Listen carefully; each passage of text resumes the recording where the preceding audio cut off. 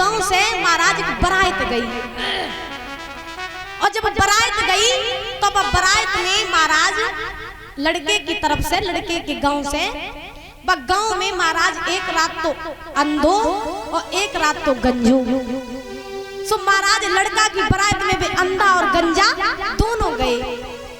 अब जाने के बाद में जब लड़की के यहाँ पर पहुंच गई तो पहुंचने के बाद में बाकायदा लड़का को महाराज दरवाजा हुआ, द्वारचार हुआ, और होने के बाद में जब भोजन की बारी आई, ध्यान देना कि बारात में कैसे कैसे लोग जाते। जब भोजन की बारी आई तो परीक्षित महाराज भोजन करवे काजे लंबी सी लाइन लगा दी और सभी बारातियों को बैठाल दिया। अब बैठालने के बाद में बारात में अंधे रहे और गंजे रहे। तो परीक्षित महाराज में अंधे और गंजे जो होते बेऊ बैठिए, तो अंधे और गंजे एक ही साथ में बैठे महाराज पीठ से पीठ मिलाए के, एक ने इधर मुंह कर लिया, एक ने उधर मुंह कर लिया। अंधे और गंजे पीठ से पीठ मिलाए के बैठ गए। तो जो बैठे सो परीक्षित महाराज भोजन की बारी आई, सब बारातियों के सामने पत्तल डाली गई, और जब पत्तल डाली गई तो डालने के बाद में महाराज अंधेव के सामने पत्तल आई, गंजेव के सामने पत्तल आई।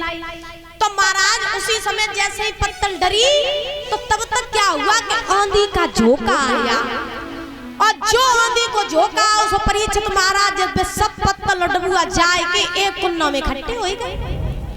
अब जब इकट्ठे हो गए तो होने के बाद में अब जितने बाराती आते तो उन्हें तो सब दिखाता, तो सो महाराज गए अब कुन्नन में अपनी अपनी पत्तलें और डबुआ ले आए और लेके बैठी आई। वो गंजो महाराज अपनी अपनी पत्तल उठाए के बैठी हो, लेकिन बेचारो जो अंधो रहे सो महाराज अपनी पत्तल हुई टटोए के देखे मेरी पत्तल चली कहाँ गई। अब महाराज पत्तल एक कुन्ना में लग गई जाए, सो अब बेचारो ढूंढ रहे के देखे मेरी पत्तल कहाँ है। तो गंजे ने जब देखा कि जो बेचारो अंधो है जब दिखाई नहीं देत तो ऐसो करे लाजो की पत्तल हम ही दे दे। सो गंजे ने कोने में जाकर के पत्तल उठाई के अंधा के सामने रख दी। तो महाराज पत्तल डबुआ रखवे की देर नहीं, आंधी को झोंका फिर से आओ, फिर से उड़ के एक कुन्नों में लग गई जाए। अब जिन्हें दिखाता तो मैं फिर पत्तलें उठा ले आई अपनी अपनी, और महाराज गंजो उठाई के बैठी हो, अंधे को फिर ना दिखाई देवे, फिर टटोन लगो देखे मेरी पत्तल कहाँ गई। तो गंजे को दया आई गई तो फिर पत्तल के सामने डाल दी अंधे के। तो जो पत्तल सामने डाली तो गंजो सोचने लगो कि ऐसो करे कि जगी पत्तल बेर बेर उड़ जात तो जगी ऊपर हम कछु रख देवे, जगी पत्तल के ऊपर तो जगी पत्तल उड़े नोए। सो गंजे ने क्या करो परीक्षित महाराज के अंधे के पत्तल के ऊपर एक छोटो सो ईट को रोरा रख दो, और जो ईट को रोरा रखो बा अंधे की पत्तल पे सो महाराज सब बैठ गए। अब अंधो मन ही मन में क्या सोचने लोगों के देखे कछु आइटम आओ कि नहीं आओ। अब जो महाराज बने अपनी पत्तल में टटोए के देखो कि देखे कछु आओ कि नहीं आओ, और जो बने पत्तल टटोई सब में ईट को रोरा धरो रहे।